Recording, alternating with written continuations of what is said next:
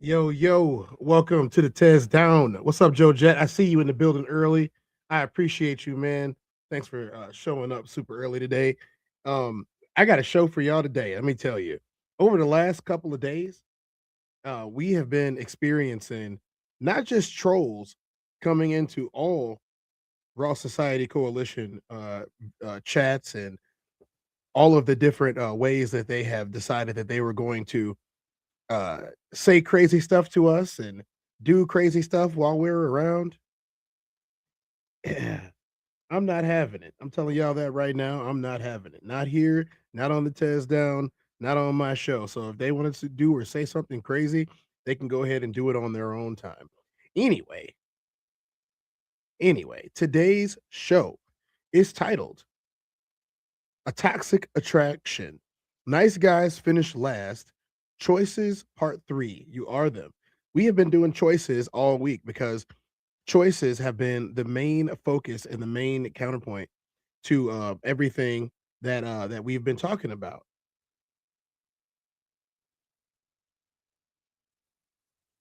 So I'm just gonna put up a little post so people can go ahead and join in on this and see what we're talking about today. And I'm gonna make sure that I hit all the points we need to hit today because apparently, excuse me, apparently there's a bunch of other people who are, let's just say, they're stalking our content. Let's just say that they're stalking our content, and that's what they're doing.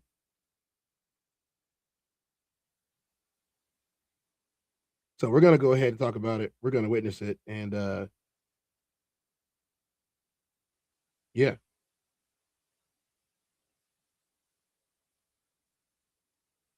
that's what we're gonna do.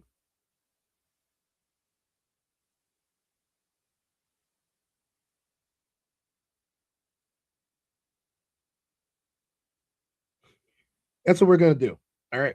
So let's get going. What's up, Passports Go? I see you in the building. I see Joe Jets in the building too. So yeah, it's off Rain at what she got going on today. Um, we're gonna get moving. Okay, we're gonna get moving. We're gonna get moving. Let's start on with the first part of the show today. We're gonna talk about a little bit. We're gonna talk a little bit about the government. We're gonna talk a little bit about Shador Sanders, and we're gonna see a little bit of his press conference. Going to tie right into choices. Then we're gonna go into the meat of our show, and the meat of our show is gonna be listening to people talk about what they think, and also we're gonna do a sociology experiment today. So we're gonna watch a video that's gonna break down everything that we've been talking about. So you guys get ready for this. This is what we're gonna do. We're gonna have a good time. It's gonna be great. And I'm gonna do my due diligence today, y'all. So do me a favor, like, subscribe, please share the stream so people can come in. Let your friends know, let your family members know. I posted about this on TikTok. You can find me on TikTok and Instagram.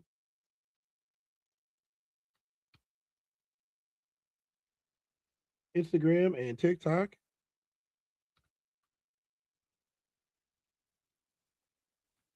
at, there we go. My Instagram and my TikTok is now posted in the chat. You guys can go on, find me on Instagram and TikTok at Soul Reaper 24. That is really good way to contact me if you need to contact me or just support the videos, support the stuff that I'm doing on there, and just to be a part of everything that we have going on here. That's where a lot of the updates that I post show up at. They show up at on TikTok, they show up on Instagram, and I like to let you guys know that I'm going live. I like to let you guys know what's going on in my life, as far as like the things that I don't keep personal. I do share tidbits here and there, but let's get going, y'all. Let's get going. Let's get our video up for today. Starting off with the government. Is coming in following this U.S. military seizure of a tanker off the coast of Venezuela. FBI Director Kash Patel says the tanker's crew was transporting sanctioned oil from Venezuela to Iran. Only now has the U.S. interfered in oil exports during his pressure campaign on Venezuela and President Nicolas Maduro's regime. Democratic Congresswoman Chrissy Houlihan of Chester County questions whether the seizure and those attacks on suspected drug boats are justified and legal. This Congress has not had any say in when we're using military force, and it hasn't had any briefings on why we are using military force. And that is really, really problematic and should be troubling to all Americans. Venezuela condemned the seizing of the tanker, which happened as U.S. fighter jets circled the Gulf of Venezuela. Oil is that country's main export. So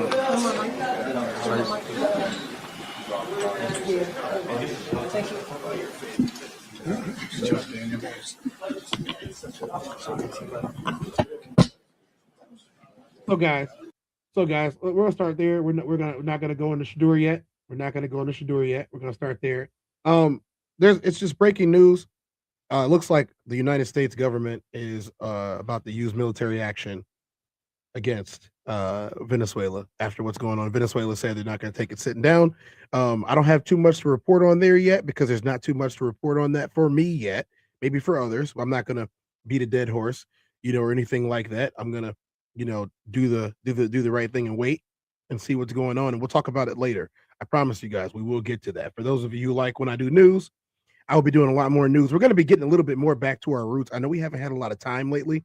I've been out of town, as you guys are aware of, and I've been, dealing with other stuff in life. But we're going to get back to it. And those of you who watch faithfully, and those of you who show up when you show up, I appreciate you. We're gonna keep it going. Next part of the show, we're bringing up Shadur Sanders, and we're going to talk about this attitude that he seems to be taking in the media lately. And I don't know if it's a good strategy or not. I'm not really sure, but we're going to figure it out.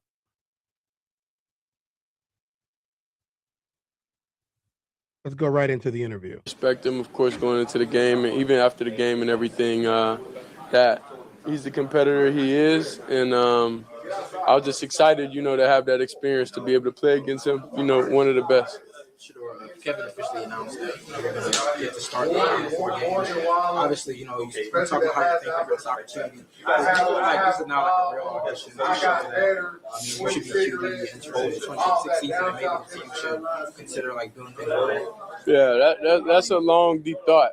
That's not in my focus. My focus right now is the team are playing ahead the Bears. So anything past that, I'm not really focused on. Honestly, I'm thankful for it. But I'm not content, with my situation, with everything, and with leading this team. Sure. The Bears lead the NFL with 18 interceptions. So as you go into this week, what you have to focus on, and how do you just approach that whole situation? I think when you're approaching any week, I don't think the intent is to ever throw an interception. So I don't think that statistic, lets you know that they're good. They're a good team, but I think when you approach each and every week, I think that defenders are capable of catching an interception.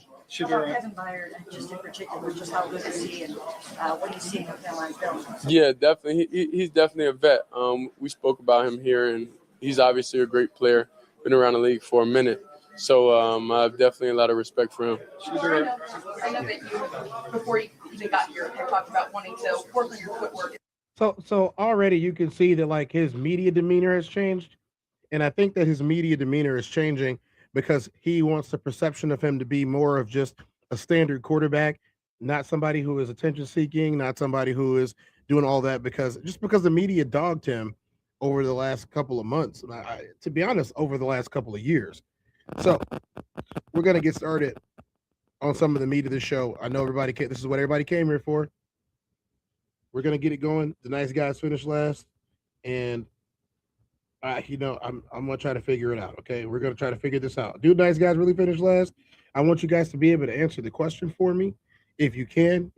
Let me know, because the way that it's looking is they do, and we've heard it from several different people over the last few days about how they're being treated. We've heard it from several people over the last couple of days about the things that they think a nice guy is, or what a nice guy should do, and all of this. So I really want to get down to the bottom of it. I want to get to the basics and try to figure this out the best way that we possibly can. And the best way we're going to be able to do that is by going into and watching these videos and these testimonials.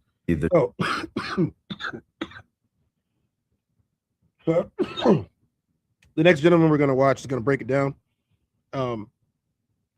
It's if you're a dude that considers himself a nice guy, if you're a dude that was raised the right way by your family members and you treat women with respect and you've done all the things that a man is taught to do in the home, and you bring that out into the world that we live in today. That's what we're going to talk about. That's what we're going to see. We're going to talk about that guy. We're going to listen to what he has to say, and we're going to stop when we need to stop. We're going to break it down. We need to break it down. But today's episode is the psychology of these choices, the psychology of choosing, and the psychology of getting a mate. So we're gonna get into that right now. Let's go. Typical archetype, like just write this down in a sheet of paper so you know this and so you remember this forever. The archetype of a guy that she's going to chase is a guy who she sleeps with. Okay, so he lays down that good pipe real good. Okay, she sleeps with him, but he doesn't pursue a committed relationship. This is the whole premise of the whole thing. So that's the first thing. As we've seen this in action, she's going to chase a guy that she will give the goods to, but he never pursues a relationship with her while she's doing it. Now, this is not my opinion. This is not my assumption. This is what I've heard over the last couple of days, both in the chats, both in the videos that we're watching, and from independent sources that are coming up on YouTube, TikTok, Instagram, and other forms of social media. Soft Rain made it to the building. What's up, Soft Rain? It's actually good to have you in here today. How you feeling? So this guy basically is just recapping some of the things that we've talked about over the last couple of days. And the archetype he's talking about is a guy that does not seek any type of relationship with the girl outside of the physical. It's a guy who seems okay with just casual sex and not needing commitment. So he appears like he doesn't need commitment from her at all, okay? It's like she sees him maybe once a week, maybe she sees him every other week, maybe sometimes he skips a week. But keep in mind, like, these rules aren't like hard and set. Maybe there's a time or two, like through the course of a few months, where she sees him 2 days in a row. Like, a lot of times when you hold yourself to these weird, rigid rules that never are based on the circumstance, like, oh, only see her once a week, and if you overstep that one rule, then the whole thing's going to dissolve. That's not true at all. Okay. There's going to be some times where she's hanging out with a loser and, he's getting stoned, smoking pot all the time. And 2 days float by on a weekend and he realizes it's about to be Monday morning and he's got work and he didn't even realize what happened. And that's the type of guy she just happened to kick it with for the whole weekend. And then he's gone and he says, okay, I'll catch you later. Nevertheless, I'm going to talk about how to do this. Okay. Because you have to understand this. When you actually look at like who hot women pursue men who don't care. Hot women pursue men who are almost like, he's so passive in not desiring commitment. Like, he doesn't care if they text message. He doesn't care if he gets a phone call. He doesn't care if he ever sees her again or not. He just really doesn't care. But when she is around him, it's like he's just so nice. He's so perfect. He's able to just kick back and be nonchalant and chill and go with the flow. And everything's just a cool vibe. Okay.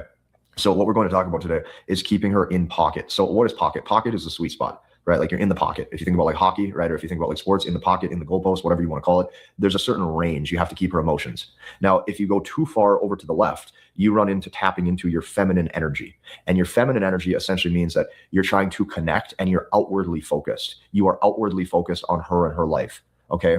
If she texts you and says, oh my gosh, I just had the most amazing brunch at, whatever brunch spot, the guy who's too far in his feminine energy will give a response that shows he's invested in that one conversation.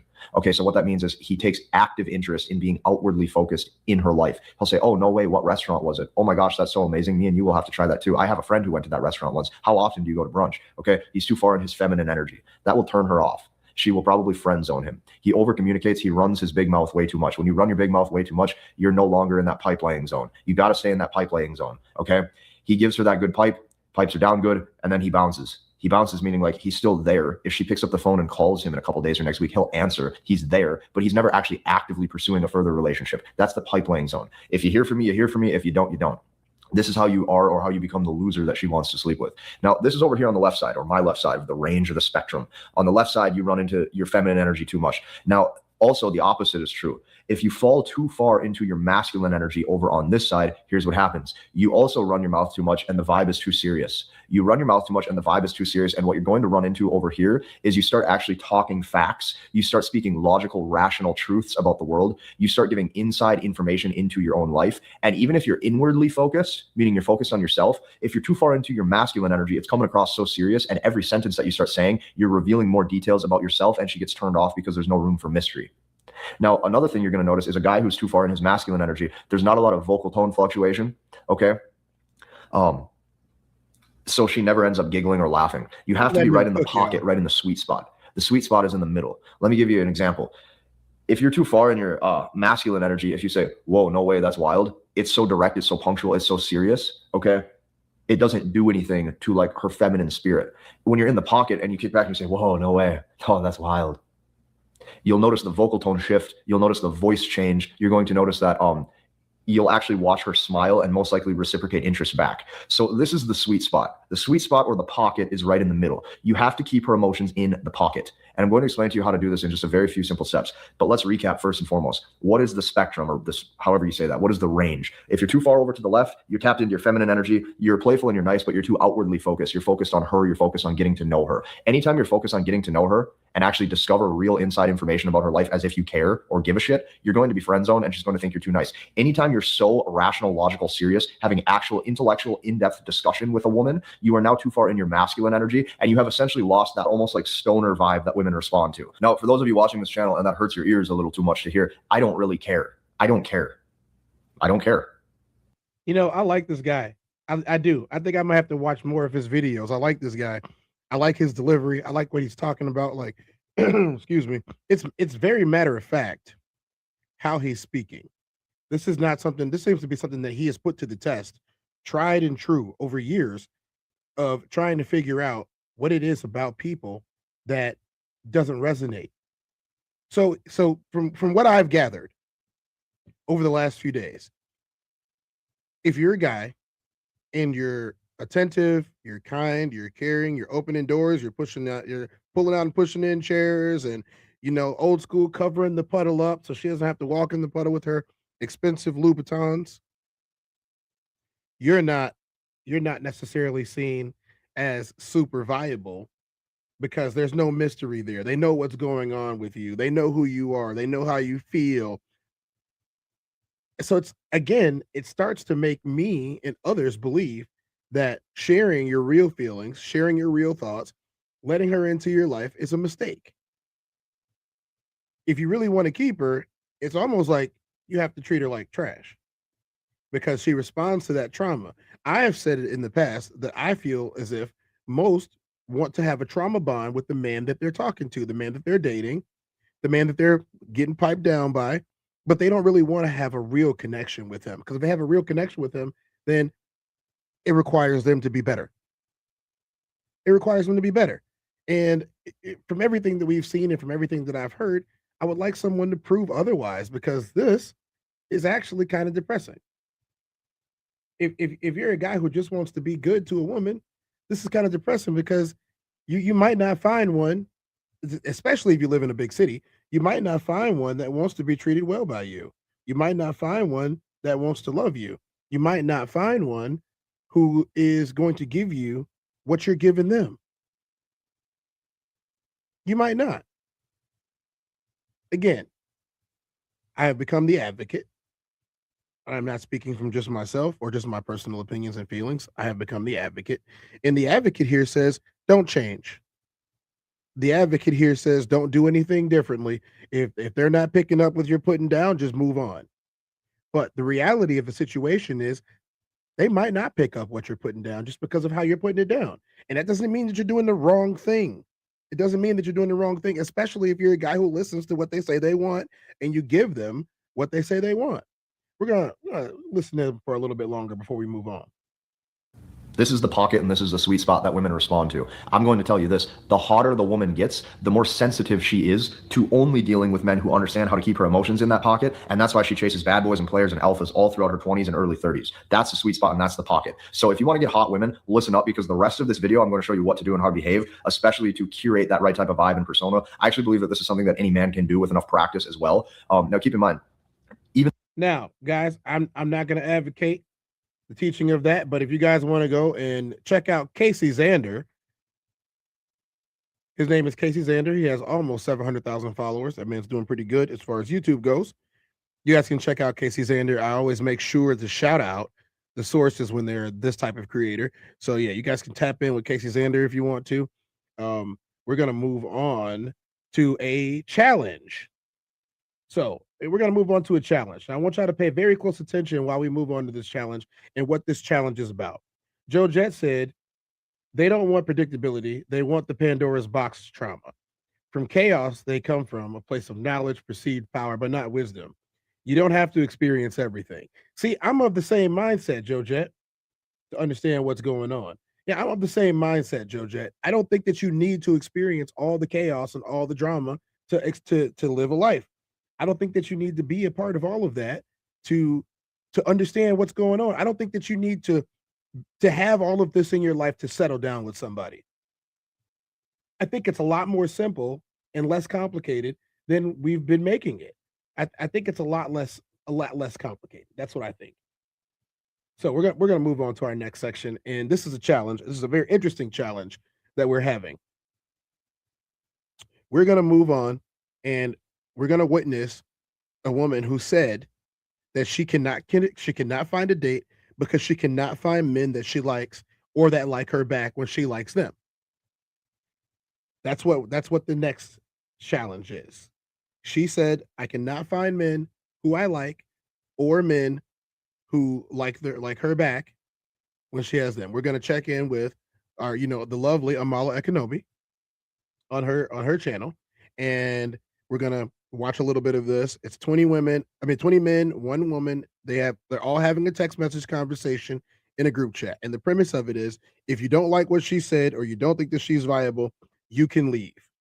You know what I mean? So that's where we're at. We're going to do this. Y'all pay close attention to this. Let me know what you think. Those of you who have opinions on what's gonna happen, y'all can share y'all opinions in the chat box. Chat box is always welcome. I do read all appropriate chats. So let's go. If you talk to women these days about their dating standards, you're going to hear a lot of different answers. Most recently, the internet's been talking about the 6'6" standard. He's 6 foot or taller. He makes 6 figures. He has a 6-pack. Women want princess treatment without having to treat their man like a prince. They want to dress in whatever provocative way they see fit, go out to clubs, parties, and have their man tolerated. And on top of that, many of them want no kids. And if you're watching viral videos on the internet these days, you know that there is so much more than that. How much should a guy earn for you to date him? Over 500K. Slightly uncomfortable even though I have shorts underneath. I'm still like, I'm gonna get a lot of bias. Let's say I was going to take you out on a date. What's the most I should spend? The most you should spend? The limit is endless. But what happens when a real modern woman gets to put these dating standards to the test? Will she have a match at the end? Let's watch and find out.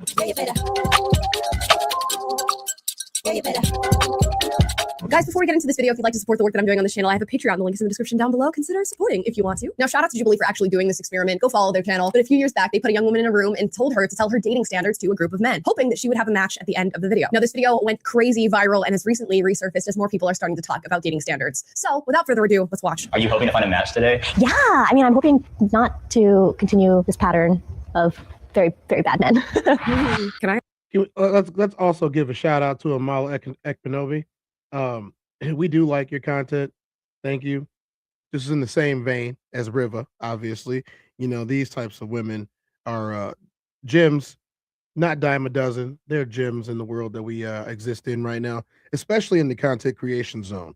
I do hope, as I do hope that you guys understand that when it comes to making quality content, one of the things that you have to do is you have to be authentic. And authentic content creation is kind of hard in a space today where everyone just wants to be like everybody else.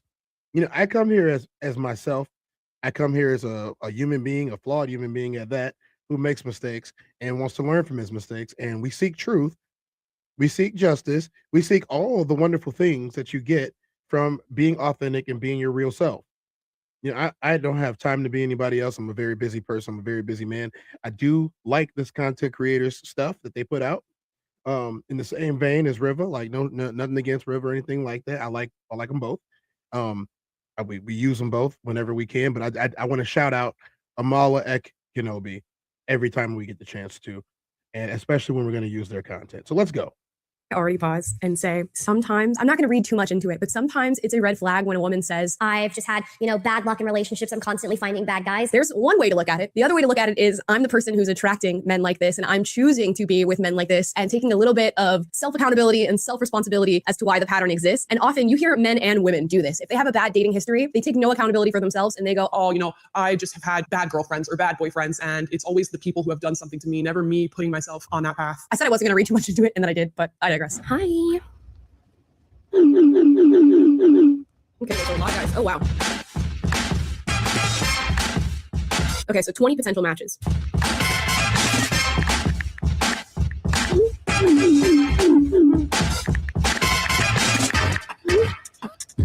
She's very pretty, so we'll see. Are any of the guys going to leave? 1, 2. That's fair. I love to dance, so I don't like it when I'm with somebody who's a total Debbie Downer or boring and just kind of stands there and doesn't want to dance. Okay.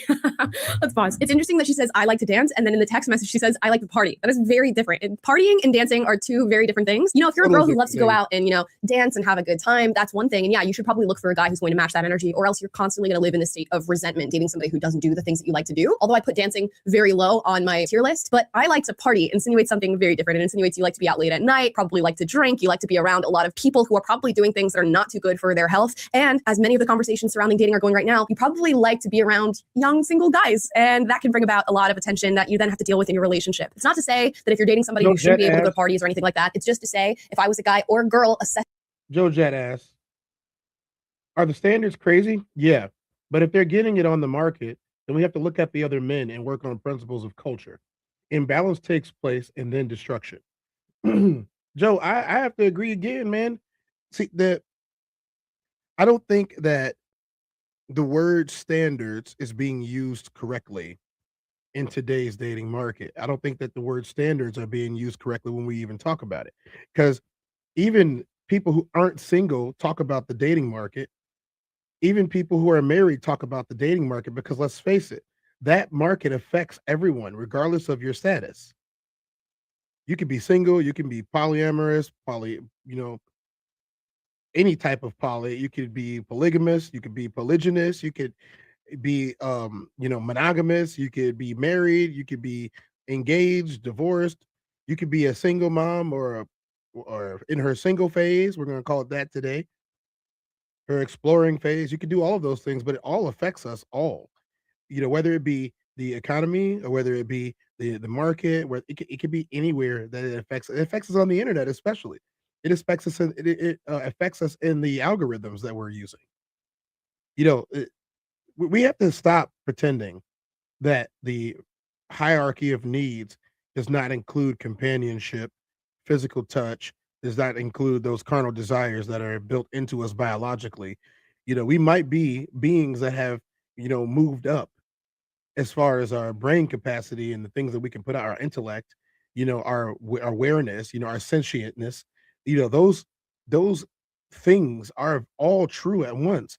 But at the end of the day, the creatures that we all are, we crave the exact same things. Some people are willing to go to any degree to get those things that they crave. But at the end of the day, we're all the same. It's just the methods that we go about to get the things that we want, or the things that we desire, or the things that we feel as if we're being pushed towards. So I have to agree with you on that one. We got to stop acting as if the standards and the list of demands is something that's anything outside of the norm or natural. That in somebody who I was looking to date, it wouldn't be a green flag. Ooh, and she immediately follows it up with I drink a lot. I drink a lot for me is worse than I like to party. Obviously, this is just my opinion. Alcohol has just sort of become a drug addiction that we've all accepted as a society, I guess, and that we just generally find to be okay. But for me personally, if somebody told me they like to drink a lot on a first date or in a setting like this, I'd be bouncing. Yeah, it's the red flag.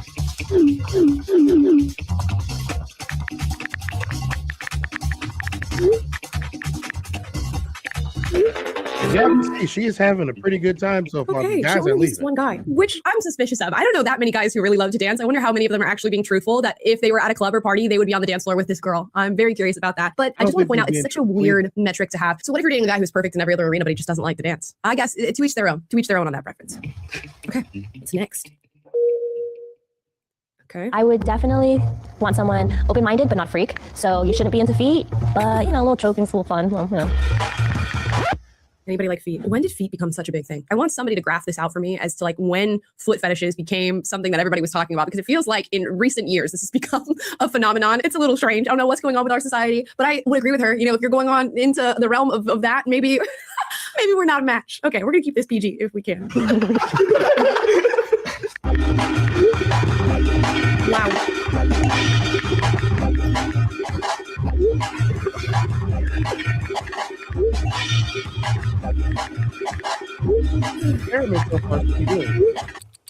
Really? To each their own, right? Your preference is your preference, but that's such an interesting place to draw the line in finding a potential suitor. I have a feeling this video is going to get even more interesting. Okay, they've stayed.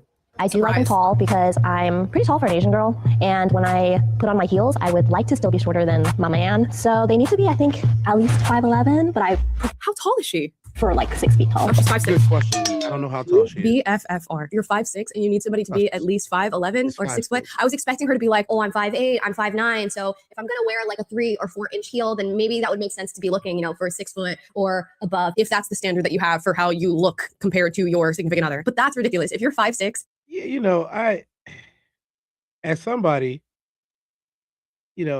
as somebody who isn't the tallest person, I'm not short, but I'm not the tallest person. And I tend to be around other athletes, and most of their positions require them to be giants, 6'4", 6'5", 6'6", 6'7", 6'8", in a lot of situations. And so I have a lot of friends who are giant men, 6'5", 6'6", 6'7". And so I'm in a picture with them, and people automatically assume that I'm like 5'2" or 5'3". And that's annoying. It's annoying because I'm almost 6 feet tall. I'm not 6 feet tall, but I'm almost 6 feet tall. Just a smidgen under 6 feet tall. And this is what I get. I hear people say stuff like this when they see pictures. And they're like, oh, I need somebody who's like really tall. And I'm like, you're 5'2". You're 5'1". She goes, well, how tall are you? And I'm like, I'm a smidge under 6 foot. What do you mean? As you can see from the athletic pictures, I'm not a little guy either. I'm big and muscular, and they'll say this stuff to me, and this, now mind you, it's quite a while since I've had to deal with this, but they would say this stuff to me, and I would be like, look, you 5'1", you 5 foot nothing. What do you mean you need somebody that's 6'5"? Oh, it's just that's what I'm attracted to. Okay, so you just don't like me. Okay, I get it. It's okay to say that you just don't like somebody, ladies. But trying to disqualify them for something they can't change like that. Oh yeah, everything was great. Too bad he's not 3 inches taller. Yeah, it's kind of funny. So that's why she thinks this is funny too. Passport Go said none of them are dancing like me and Tez. We see it in the field. We work in all types. All guys do is stand around in the group. Yeah, because we know the rule about getting sweaty. We know the rule about getting sweaty in a bar, in a club, in a music venue, and out. We know about that. We know about going to a concert, and don't nobody want to get sweaty. You want to smell good, and sweat and cologne don't mix. No, they don't. She said, meanwhile, the 5 foot women need a 6'3" man, so she's not so bad. Right? Yeah. Okay, Joe Jett, I gotta agree with you there. She ain't too bad. That's what we were talking about. The 5 foot women need a 6'5" man. So she's not too bad for that.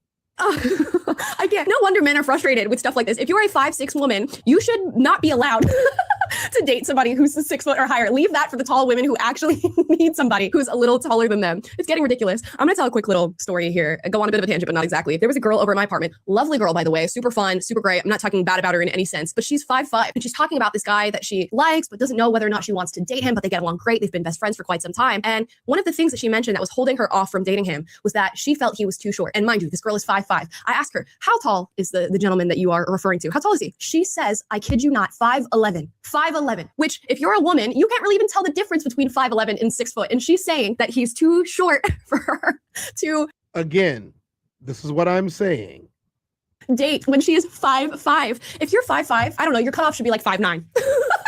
We need to start instating a rule here because this is getting wild, it's getting ridiculous, and it's getting a little bit delulu. And this girl is also giving delulu because she's 5'6". It's not tall. I'm legit gonna become a red pill content creator at this point with how delusional these dating standards are, which I'm sure there's men who do the same thing. And maybe we need to do a video of men with delusional standards because I'm just getting black pilled right now. But wow, just wow.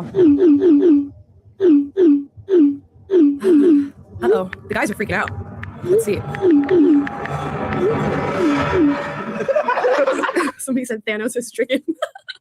And I bet you a dude who's that funny, you're going to lose. Boom, because I bet he's not 6 foot or taller. So, I mean, it's rough out there. It's rough out there for those short kings. Whoa. Like flies dropping. Wow. Family. I would not want to be with somebody who wants kids within 7 years. How old is she? She looks to me to be 24, 25. So you don't want somebody who wants kids within 7 years. I'm just assuming that I'm right about her age. So that would be 31 to 32. Huh? What happened with height? We already went down that pipeline. Now I get it if you happen to be in your 30s and you just did not meet the right person to marry, right? You shouldn't rush into a situation where you're having kids before you've met the person to have children with. But I think a lot of times I'm hearing girls who are not even single in very successful relationships being like, I'm gonna wait till I'm like 35 to have kids. Some even later than that, which is crazy because it used to be like that is a geriatric pregnancy, which I believe it still is under the current medical standard. This girl, I'm assuming, is very healthy. She seems fit. So, you know, waiting until your 30s is not necessarily a problem. But that mindset shift, I feel like has happened so quickly to where women who would have been having kids in their mid to late 20s, possibly early 20s for some, are now like, I'm gonna wait till my, early 30s. Interesting. Maybe I'm wrong about her age. Maybe she's like 20 and she's waiting till she's 27 or something like that. And in that case, I take it back. But that's wild. Okay. Kind of selfish about that. I'm only willing to share your love with a pet. She's trying to be a cat mom, dog dad type thing or whatever. I love kids. I've been an aunt since I was 10, so I'm like a natural around babies and kids. But I want to really just share a love with somebody that's so great, and it's all about loving each other before we can, bring somebody else in the world. I think you should be mentally stable as well, financially stable, because you're going to be responsible for shaping their future. It's kind of a big pressure because you could really f somebody up in the head if you're not there, and I take that really seriously. I think that's a valid concern to have, and it's a valid thing to be thinking about how you're going to affect the child that you bring into the world and taking that very seriously. I would argue that 7 years is sort of an arbitrary number. I wonder what she's doing to come to that conclusion of 7 years being the timeline that she's willing to have kids. It's fine. We shall see. Okay. One guy leaves. Okay. You know what? I have a younger brother, and anybody younger than me, I just automatically think of my brother. So okay, we're gonna find out how old she is. Hey, what's going on? How you doing? 24. Like, I could be the hottest person in the room, and if they tell me they're even a month younger than me, I'm just like, oh, I just see my brother, and it's like, oh. Can you be so for real right now? Yeah, please. I get it to a certain extent. Yeah, when you have a younger brother, you might just compare guys who are of similar age to him. But you have to have a little bit of nuance in that there's going to be guys of all different ages who act in so many different ways, who have different levels of maturity, and to just completely lop off a whole, group of individuals that could be very good for you, could treat you well, could be extremely mature, simply because you won't date somebody even a month younger than yourself. It's only going to harm you in the long run, to have that sort of view towards the people that you're dating, in my opinion. Would not date my brother. Well, yeah, we would hope that you wouldn't date your brother. That's why these guys are different. Okay, she says I'm 26. 26 in July, and this was a while ago. But anyway, she's 26. So she didn't want to have kids for 7 years, meaning 33 was when she was waiting at the very least to have kids, which just go back to my prior commentary on that. Oh, see, there we go. Chopping them down like trees at this point. She says, I'm going to die alone. Bye, everyone. Ooh, and there they all go. You're gonna be single for a while. That was rude. He said you're going to be single for a while. Hey, I point out a few things that I think, in my opinion, are unrealistic as far as her dating standards. Now, maybe she's come to terms with that now that all of the guys have left. And maybe this is one of those wake-up call moments where she can look within herself and go, you know what? If out of 20 guys, not a single one match with me, that might not be the best odds. And maybe I need to rethink my standards. Now, mind you, it's not the biggest dating pool, 20 guys. If she had even had one, that would be, 5%. So she didn't even get one. She got 0%. So you'd think this would be a moment of reflection.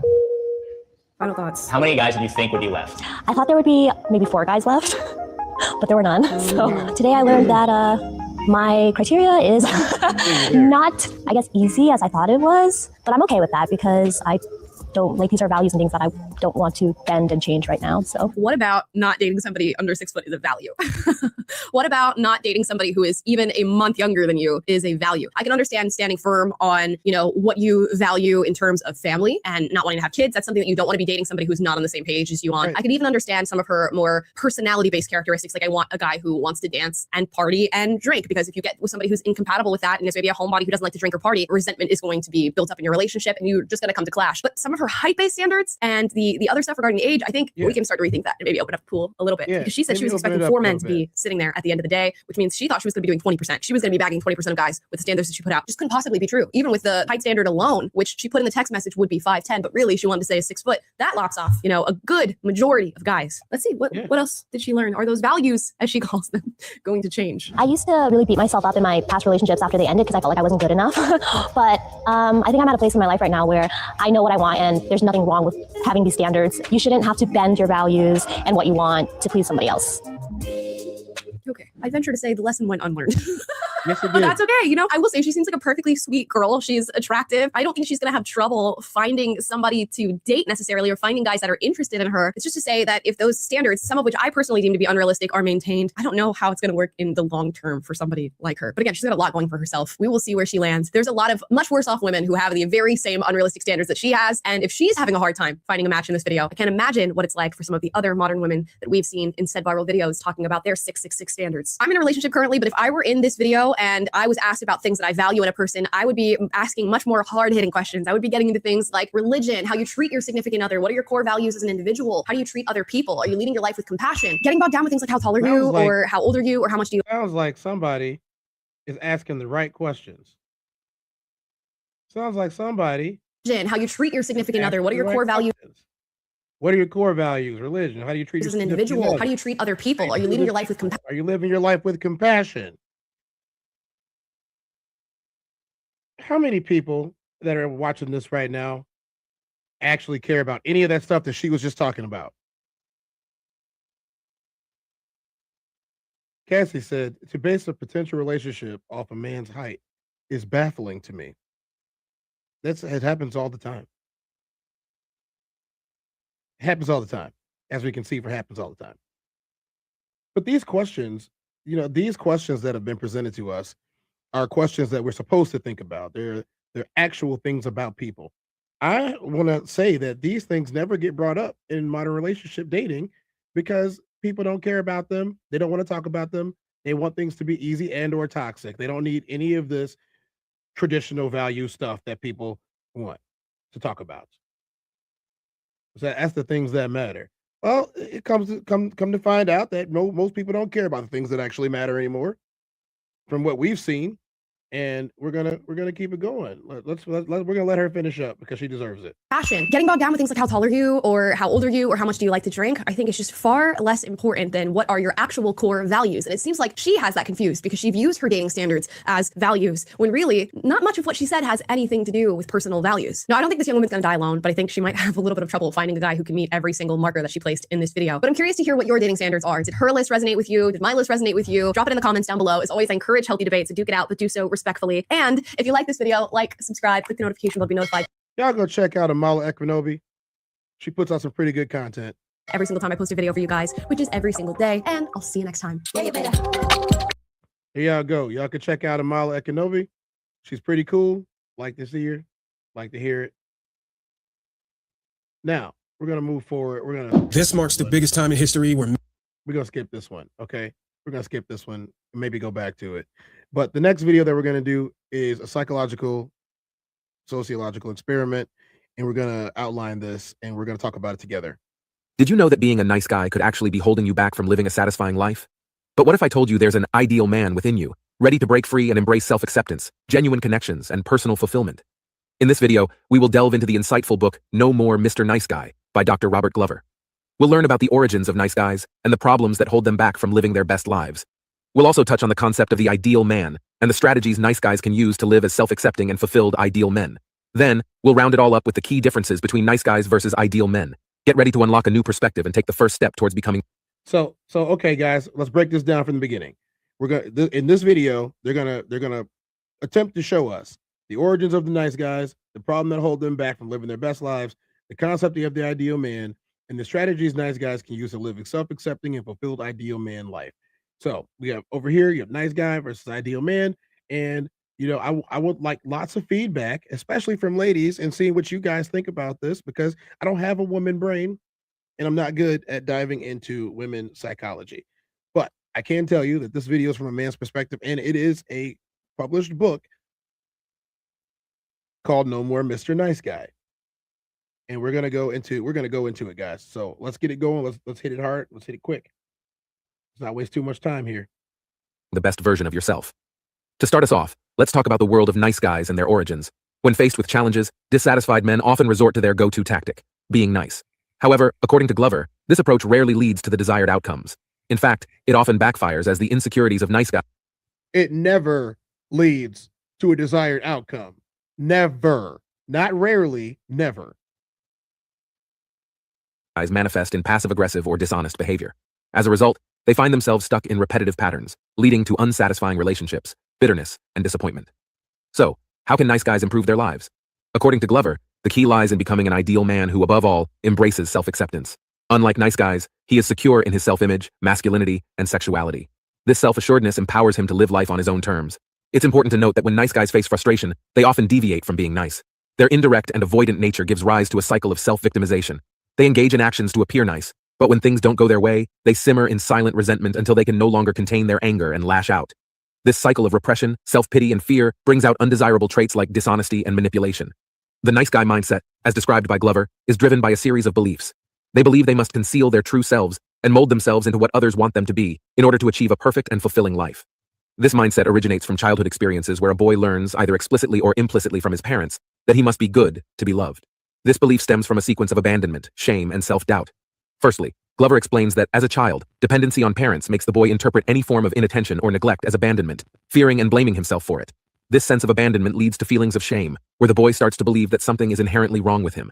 These self-loathing beliefs are known as toxic shame. Finally, internalizing toxic shame causes the child to experience self-doubt and develop defense strategies to cope with it.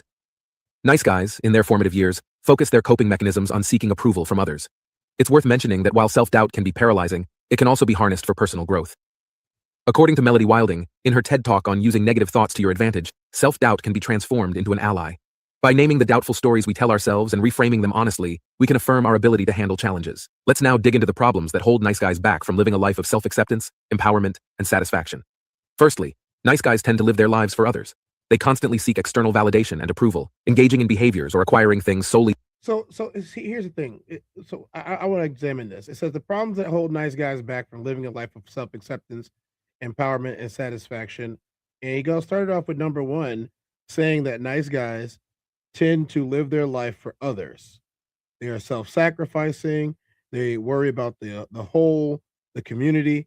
And so from the start of this, that doesn't really sound like that bad, right?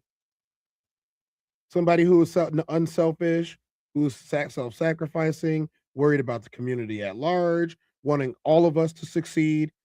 That doesn't sound like it's that bad, but it does generally make him unattractive. To win the approval of others. They often conceal their true selves and flaws, going to great lengths to avoid disapproval. Rather than taking responsibility for their actions, they try to fix the reactions to their mistakes. Nice guys also struggle to acknowledge their own needs, fearing that having needs is a sign of weakness. Instead, they rely on covert contracts, unspoken agreements in which they expect others to meet their needs without explicitly communicating them.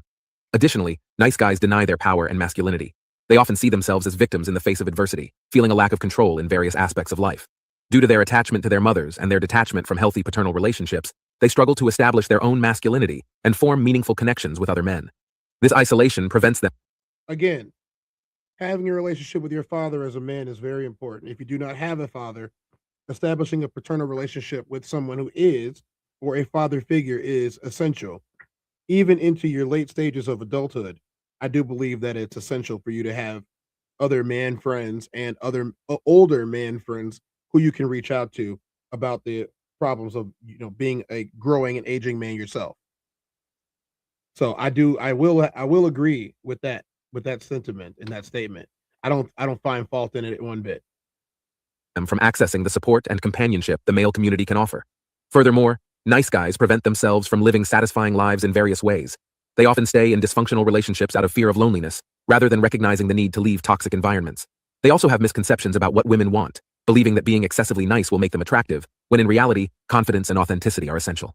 Nice guys may engage in manipulative or unsatisfying sexual encounters, prioritizing their partner's needs over their own, and neglecting their own sexual fulfillment. To overcome these problems, nice guys must learn to prioritize their needs, communicate openly and honestly, embrace their masculinity, and develop authentic connections. Basically, again, what the guys have been saying is turning out to be true. You are prioritizing her needs over your own. You're prioritizing her happiness over your own.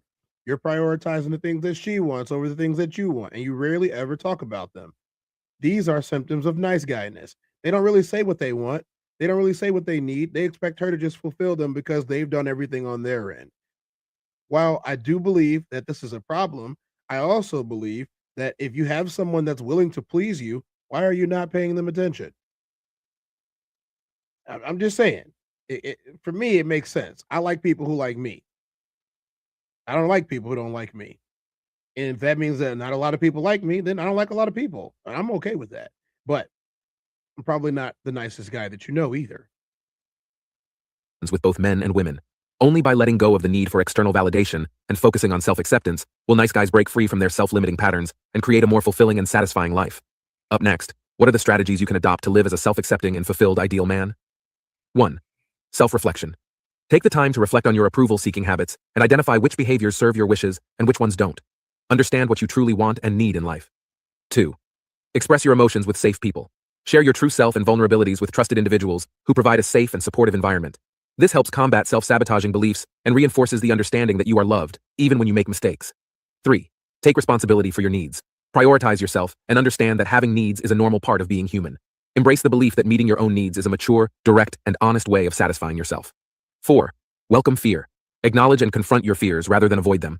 Pushing through fear helps you develop new beliefs and grow as an individual. 5. Set boundaries. Take responsibility for how others treat you by setting. We're going to start there, okay? Set boundaries.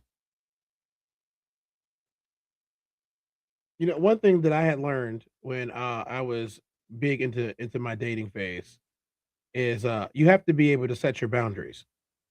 And when it comes to setting boundaries, I don't mean that you have to have hard no's and hard lefts and hard rights. No, that's not what I'm talking about.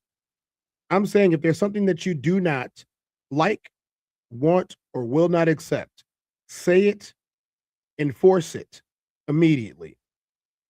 For example, I have a thing about pet names. I don't like pet names. I don't want you calling me outside. My name is Tez. You can call me Tez. I do not want you calling me Boogie Bear. Nothing weird like that, especially, no, we're not doing those.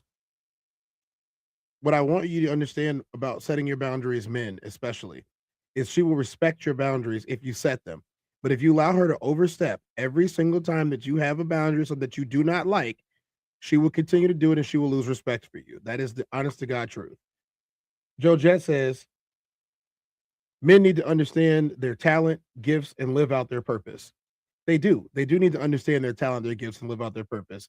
Endlessly chasing women because you don't want to be alone is a downside to masculinity. It's a downside to manhood, and it's a roadblock to you fulfilling your goals in your future.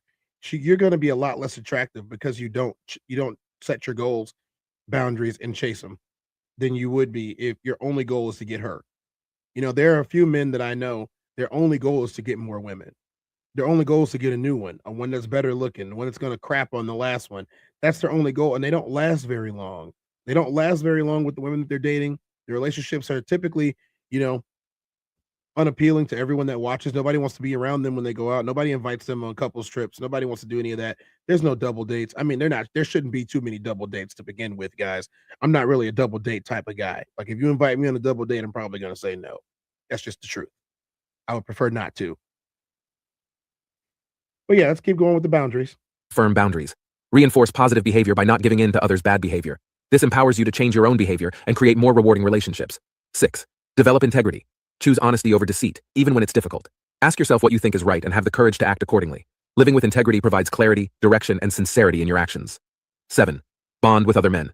Cultivate solid relationships with other men, whether it's through friendships or admiring role models. These connections provide support and serve as healthy models of masculinity. Developing these relationships can also prevent you from relying too heavily on your partner, avoiding feelings of smothering or manipulation. 8. Take a new approach to relationships. When entering new relationships, start from a place of integrity, self-confidence, and vulnerability. Avoid falling back into bad habits or unproductive mindsets from previous toxic relationships. Set healthy boundaries and prioritize open communication from the beginning. 9. Ask for help. Recognize that no one can do everything alone. Take control of your life by utilizing the support and resources available to you. Asking for help when needed is a sign of strength, not weakness. Now let's briefly lay out the key traits of a nice guy versus those of the ideal man. Nice guy avoids conflict and struggles with setting boundaries. Prioritizes other people's needs and desires over his own. Ignores his flaws and mistakes. Tries to fix people and situations without being prompted. Withholds his thoughts and emotions due to fear of disapproval. Feels isolated and lonely, even among family and friends. Ideal man handles conflict and establishes boundaries. Holds himself accountable for his own needs and desires. Addresses and learns from his flaws and mistakes. Let's go back one, guys. Let's look at this again. Let's look at this again. Out the key traits of a nice guy versus those of the ideal man. Nice guy avoids conflict and struggles with setting boundaries. Prioritizes other people's needs and desires over his own. Ignores his flaws and mistakes. Tries to fix people and situations without being prompted. Withholds his thoughts and emotions due to fear of disapproval. Feels isolated and lonely, even among family and friends. Ideal man handles conflict and establishes boundaries. Holds himself accountable for his own needs and desires. Addresses and learns from his flaws and mistakes. Takes charge and genuinely cares for his loved ones. Communicates his thoughts and emotions openly and honestly. See, now I would hazard a guess here to say that most people would consider the ideal man too nice. The quote unquote ideal man from this book that we're reading and we're reviewing. This is what they say that the ideal man is. So the ideal man handles conflict and establishes boundaries, holds himself accountable for his own needs and desires, addresses and learns from his flaws and mistakes, takes charge and genuinely cares for his loved ones, communicates his thoughts and emotions openly and honestly. But from what I've been told is people think this is a nice guy. I think we're going to have to listen a little bit more. Builds healthy and meaningful relationships with everyone, including both women and men. Now, while the traits of the nice guy may not necessarily be mean, their tendency to suppress their true selves and avoid disapproval, conflict, or strong emotions often leads to disappointment. On the other hand, the ideal man embraces self-acceptance, takes responsibility for his own needs, communicates openly, and establishes healthy boundaries. He strives to learn from his mistakes and build fulfilling relationships based on authenticity and genuine care. By understanding I talked about that earlier, didn't I? Building genuine relationships through authenticity. Wow. these distinctions and adopting the traits of the ideal man, individuals can break free from the patterns of the nice guy and lead a more self-accepting and fulfilling life. No More Mr. Nice Guy offers a powerful insight into the mindset of the nice guy and provides practical strategies for transforming into the ideal man. By prioritizing self-acceptance, embracing personal power, and living a fulfilling life, you can break free from the limitations that have held you back. If you found this summary helpful, check. Yeah, I mean, that's huge right there. That's huge right there. I want to make sure that you guys totally understand that if you're being seen as just a nice guy, you have to switch it up. Maybe you're not saying what you should be saying.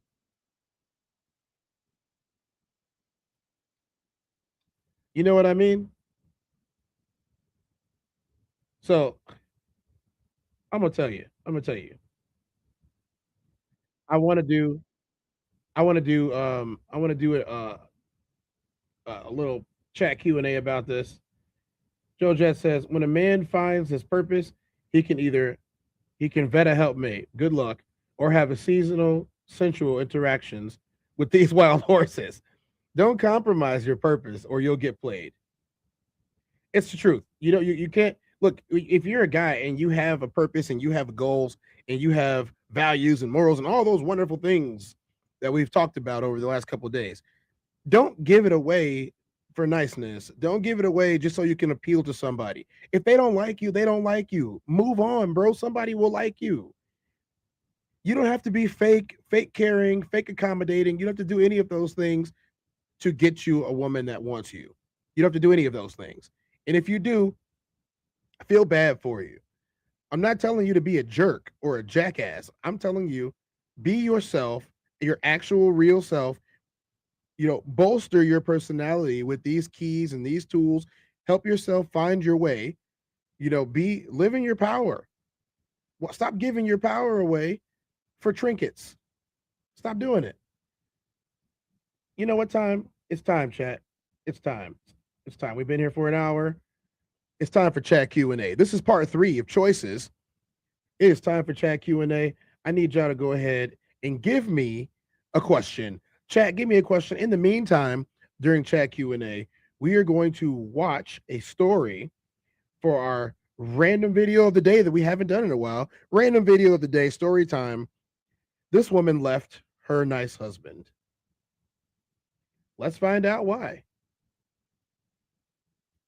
Married young. I was 21, barely, like 3 days, 21. Already had a baby. He was 8 weeks old at our wedding. And I remember feeling like my marriage was temporary from the beginning. Whoa, whoa, whoa. So she got married to a guy. She already has a baby with him. The baby is 8 months old at the time of their marriage. And she's at the wedding feeling like this is temporary already. Guys, before this even starts, I got to let y'all know, this is what you're up against. This is what you're dealing with. Before the wedding even started, she decided that this man was temporary, even though she has an 8-month-old baby with him. You can't make this stuff up. Like that I wasn't going to make it.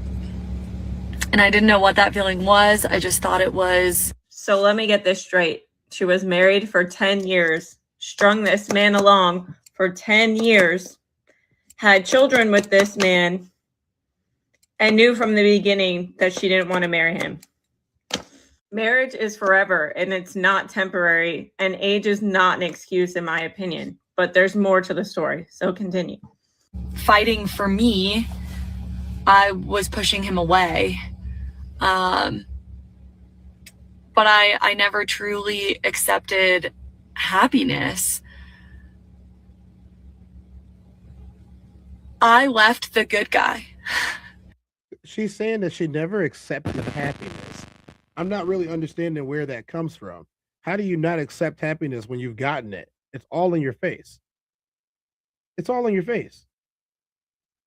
Joe Jet says, what's a good age for marriage? And do you think that the age gap and what age gap works best? Okay, Joe Jet, that's going to be our question of the day for chat Q&A. And also, we're going to finish up this. Please leave your comments on this video and this lady who left her husband of 10 years, even though she stayed with him for 10 years after at the wedding, thinking that this was temporary. He looks at and is like, that's a dad. That's a husband. That's how it's supposed to be. He did the dishes. He cleaned the house. He took the kids to school. He worked all day. He made good money. He supported us. I mean, yeah, we had our problems, but he was the good guy. So I'm here to tell you, it's okay to leave the good guy. Oh. And she says something about finding happiness and not being happy, but she doesn't realize is that a man isn't the one that's going to make you happy. You have to make yourself happy. So she should have done a lot of self-work within the relationship, because you can be in a relationship while simultaneously working on yourself. And because she got married at 21, I'm sure she missed out on her hoe phase. And now she's going to be 31 as a single mom out having fun because she missed out on it, as if that's going to be acceptable going into her 40s. And basically she goes on to say how a guy can be a good guy, but not the right guy. But here's my thought process. Okay. First of all, you knew that from the beginning and you're not upfront, or did you communicate that? You wasted 10 years of this man's life where he could have gone out and found someone who appreciated him. But additionally, now it's 10 years later. If she was 21, she's 31 now. So now she's a single mom at 31. And she's about to go on the dating scene, and she thinks that's going to be better and that there's good guys still left out there. But This is also what I talk about on this page about these women. They ruin the good guys because now this man is going to go get his heart broken and never be the same ever again, all because she knew from the beginning and couldn't be upfront about it. Facts. Like, how sick and twisted do you have to be to make a man a placeholder and have children with him. And Facts. so many women in the comments right now is like, oh, this is exactly my situation. I've been married for 11 years and he's such a good guy.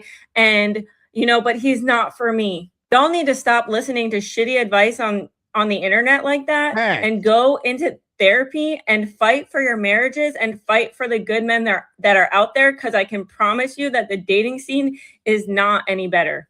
But not only that, this man is about to get all his shit wrecked when she already knew from the beginning that he wasn't the one. In divorce, he's about to lose half, and who knows his visitation. You know how a lot of women can be with the visitation of their children. And as soon as they're pissed, they give the silent treatment. There's so many things that could happen in divorce that she didn't consider in the first place.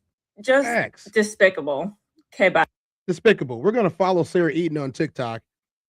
This is Sarah Eaton on TikTok. She broke down a video of this woman who was talking about leaving her husband. And we're going to leave him at there. We're going to check on human resources. We're going to follow human resources. There's no human resources did not have any followers and no likes. So yeah, human resources just comes Married in for 10 years. on people's pages and says what they feel like saying. And we appreciate Married for 10 years. So I'll stop sharing. Sarah Eden on TikTok, guys, if you want to check in with Sarah Eden to see some of the other videos that she posts about things like that. Soft Rain said, I know you lying and I don't like cussing. Says she did not just say that. Yes, she did. It's okay to leave a good guy. Ever, please. Sarah spoke facts. Yeah, Sarah Eden is a counselor. She speaks facts. Let me tell y'all. Joe Jett said, what's a good age for marriage? And do you think an age gap works best? Joe Jett, that's a very complicated question. And I think the best answer that I can have for you is it's whatever age that you and your partner are at to get married is a good age to get married. If y'all are decided that you no longer want to be playing around out here in these streets and that you want to make a family, you want to have a nuclear family unit, you guys can do that. Whatever style of nuclear family that you want to have, that's the style that you should have. A good age gap. I mean, I don't know. I really can't say. I'd say that a good age gap is probably 4 to 5 years between men and women. That's not saying that you can't have someone that's closer in age to you, but it seems to me that most women believe that they're more mature than men and that a lot of men are immature. So if you're an average guy and an average woman, the odds are you might be a few years more mature than the guy. And maybe you should look for somebody a little bit older than you, maybe a lot of bit older than you, especially if you have a whole list of demands of things that younger guys are not going to do. If you're on the man side, you probably want to date younger. It's just keeping it real. If you're on the man side, you probably want to date younger. No, I haven't heard from Tristan. He hasn't been in any of the streams lately. I don't know. Maybe inbox him if you have any of his information. I think Classic might have some of his information, or maybe Jayzilla might. Somebody might, but I don't have any of his info, so I can't really reach out to him. But just closing up on that question of the day. What's a good age for marriage? And you think an age gap works best? I do think that an age gap works best for marriage, just because of common power dynamics that I've seen over the years. Usually a few years up works with a few years down. A few years up in men, a few years down in women, but all it really comes down to is two people deciding that they're going to make a decision and stick to it. That's really what it comes down to. Today's people are indecisive. They want to do things for the gram. They want to do things for the internet. They want to do things for TikTok. They're not doing them for marriage. They're not doing it for the other person. There's no us. There's only a me and how you serve me. And that's typically how dating is going today. So, I mean, she said it was okay to leave a good guy in a conversation with Sovereign, even though she just wrecked this man's life for the last 10 years, probably was generally an unhappy spouse, and he put up with it and loved her through it anyway. That love was unconditional on his end. It was never unconditional on hers. I'm going to break this down and say it the best way that I possibly can. Guys, at no time is it okay for you to be a nice guy. At no time is it okay for you to not have boundaries. At no time is it okay for you to give up all of your personal desires just to make somebody else happy. I understand happy wife, happy life, and all that drivel that they've been pushing on us for the last, 100 years. But I will tell you, it's way more important for you to be comfortable with yourself and satisfied with yourself before you go out seeking a wife or a spouse or even partner, or even somebody just to sleep with. Got to be comfortable in yourself. Whatever she says and does doesn't phase you. Whatever she says and does doesn't stop your gravy train. Whatever she says and does not make you act out like a wild hyena. That toxic stuff, leave that to the toxic people. And if she craves that, let her have a toxic lifestyle. Let her go be single moms times 5, 6, 7, how many times it takes for her to understand it. Don't even get mad. Don't get upset. Speak the truth and move on with your life. And at the same time, I'll tell you, like a lot of the other content creators tell you, there are going to be more. You will meet someone else. You will meet someone new. Yes, it sucked that they didn't see how great you saw them. Yes, it did. I can tell you firsthand, I hate seeing how great somebody could be or is, and them not understanding how great they are, and them lowering their own profiles and lowering their own vibrations just so they can fit in with the crowd and get what the rest of the crowd wants, or give in to whatever toxic desire that they want. We've heard them say that they can have everything they want in somebody and not like it, and then have nothing that they want in somebody else and chase that person until they give them what they want, and they'll leave that person too. So please stop tailoring yourselves to be liked by others. Just be making sure that you can like yourself. I know that I like me, and I know that if you guys check out the bio in this video on YouTube, you'll find links to the Raw Society Collective or Coalition. Sorry, I love to say collective for some reason, but the Raw Society Coalition and the live show that we're going to be doing in Darien, Illinois, coming in this next part of the year. This is the Raw Society Coalition. As you can see, I'm wearing one of our cool shirts today, not just the hoodie. We do have merch that's launching. You can go onto the Raw Society Coalition page on YouTube, as well as Instagram, and I believe TikTok now as well. The Classic Codes. Classic is putting out a lot of content right now, guys. The Classic Codes. Souls of Thought. They had the No Middleman podcast last night. They also did a story about nice men. You should go and check that out if you want more from this. This is actually part 3 of this series, or part 4 if you consider everything that Classic has been doing. Uncle Plug TV. Uncle Plug's always on there. Conversations with Soft Rain, the first lady of the Raw Society Coalition, and you have myself, the Tezdown. Please give it a check out. Please go ahead and check the bio in this video so you can get the links for the show that we're doing live in Darien, Illinois. That's near Chicago. It's a suburb of Chicago. It will be live on February 13th, 2026. I am really happy about this. And not only are we getting the live panel show, but we're also going to get a performance by B Class, that is the Classic Codes. We're going to get a live performance by B Class, and I think that we might want to do a little bit, since we have a couple of minutes, we might want to do a little bit of his show real quick. So man, let's do that right now. You guys want a cameo from some of the Classic Codes' music?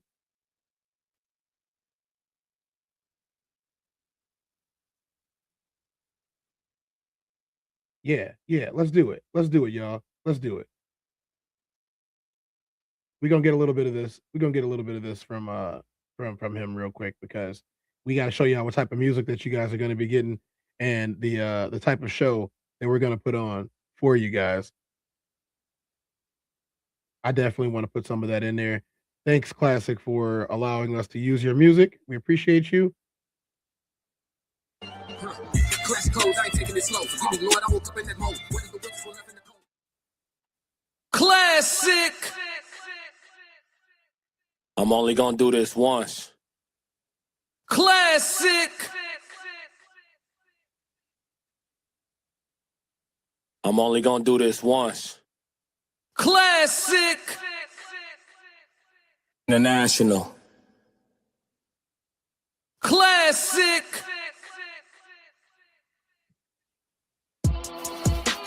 Fighting out of the southpaw stance, standing at 6'2", 190 pounds. I give you, boy, I'm made different. I work too hard, ain't no way I ain't getting paid different. It's from the dirt, it's from the mud. You ain't slave with me.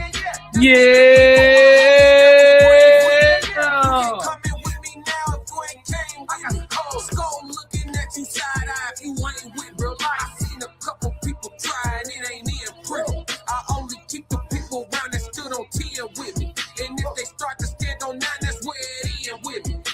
kicking in quickly. In the way I level up, I make them spin differently. I should start a foundation, they be make a wish in me. I got these hoes in the frenzy, they can't seem to get to me. They I done master discipline, it take more than booty cheeks. Need a little more conversation, cause I still be trying to see. I be listening with my eyes, yeah, I still be trying to see. I be moving like the prize, you can't find another me. Let's get focused. Let's get focused, yo. It's class. Let's get in one of his songs. Man, let's get into this music, man, for sure, for sure. Let's get into this music. So this is the Sebastian tape. Right now, I'm making it available exclusively on my SoundCloud. The link to the SoundCloud is in the description of the live stream. International Ken tapping in from Abu Dhabi. Rest in power, Sebastian. Classic. Come on, man. Come on, man. Sebastian, your uncle love you, man. International Ken. Shout out to my dog tapping in from Abu Dhabi.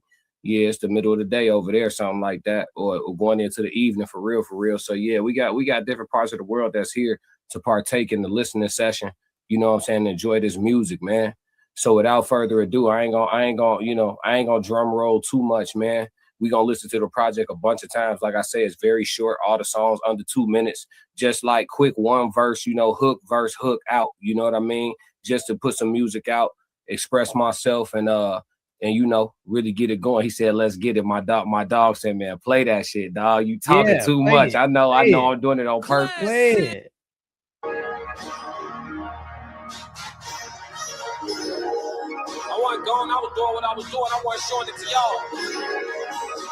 What's up? What's up, Rocky? How you doing? You all good? Yeah, big dog back, I'm commanding the troops. I got a legion of angels that stand in command in my hand, I'm commanding the room. I make them jump from the floor to the roof. They wanna do me Shador, they wanna try to ignore that your boy is the truth. It ain't no dim in my life, it ain't no breaking this buck, I'm a buck up on you. I can't be nothing but solid, feel like I'm stuck on my tooth. I don't know what else to do, establishing boundaries, people don't take it too well. Guess I gotta go with they moves. I was in Greece, swimming the sea like a pool, healing my knee, let it soothe. Sorry, Doc, if I don't jump off this yacht, it's an L. I cannot lose, I'm breaking the rules. Octopus salad, I ate with a spoon. Water got rocky, I started to move. Oh my God, it's too much going on. Classic. It's too much going on. No. I'm in my element. I'm in my studio. I'm listening to my music that I made. This is my shit. I didn't pull up for opinions. It's a listening session. Y'all can tell me how y'all feel. That's cool as shit. But right now, I got to rock out to my greatness. Damn. Yeah. So y'all gonna get a concert. Y'all gonna get a show from the rest of the RSC. We gonna be in there. We're going to be doing our thing in Darien. I want y'all to understand that when you come to one of these shows, you're going to bring all the energy. We're going to bring everything that y'all are used to from seeing us. And we're going to do it for y'all. Down in the comment section is a link to the Sebastian tape, the director's cut, and the video that we were just watching on the classic codes. Y'all go ahead and give that a like, a follow, and a subscribe. Listen to that whole thing, y'all. Y'all got it for free this time. You probably won't get it for free next time. Check out the bio of this video, and also check out the classic codes and get in tune with his music. I want y'all to know the words when y'all come. I want y'all to know the words to these songs when y'all come.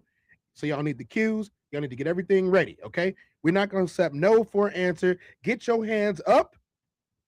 Now you can put them back down real quick, but put them back up again and then yeet. All right. 4 letters, 1 word. Ugh. This has been the Tezdown. I am 24. I'm Tez 24. I will see y'all in another 24. Thank y'all for coming out. I appreciate you.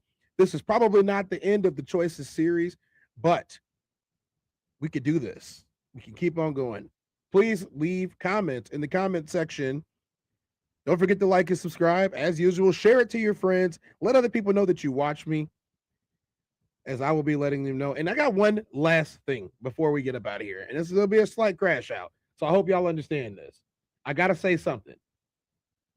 I have been putting together these shows for months. I have been scouring the internet for things to talk about with y'all and get all of the research in while I'm doing so.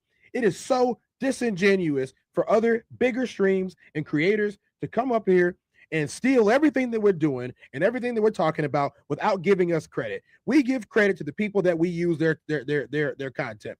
We give credit to the people when they come up with original ideas and do original things. Why can't you do the same thing for us? Especially if you have over 1 million followers. Especially if you have over 1 million followers. You have over 1 million followers, and what you're going to do is you're going to go to Raw Society Coalition. You're going to come to the Classic Codes. You're going to come to Souls of Thought. You're going to come to Tezdown, and you're going to steal our stuff. And then you're not going to say anything about us. You're not going to bring us on. You're not going to email us to invite us to the show. You're not going to go on our social medias to invite us to invite us on your show. You're not going to do any of that. All you're going to do is continue to steal our content over and over and over again, steal our topics, and then act as if you came up with it. And then you're the big bad guy who is stealing everybody's swag too. Not only are you stealing their swag, you're stealing the topics, you're stealing the videos, you're not linking any videos, you're not showing anybody's faces, you're not bringing us up there, and then sometimes you want to take our guests. You'll take our guests too. You'll take our guests too. I'm tired of this. I'm tired of this. I really am. That's my Instagram. That's my TikTok. You want to get a hold of me? This is how you do so. You don't steal my content. You don't steal my topics. You don't steal my taglines. You don't steal the words word for word out of my freaking mouth and then not pay homage. Ain't nobody asking you to bend the knee. Ain't nobody asking you to kiss the rings. All I'm saying is, if you're going to steal my content, if you're going to steal the coalition's content, then put us on too. There is more than enough ad revenue. There's more than enough money for everybody to go around. We can all eat together. We all have great opinions. Nobody is saying that you do a bad job, bro, but it's obvious that you are biting content. It is obvious that you are taking it. You are not imparting. You're not coming up with anything original. You are not curating your own shows. This is what you're not doing. That's what you're not doing. And it ain't right. It ain't right. This is how people give up on making content when bigger channels steal their stuff all day and don't give them any credit.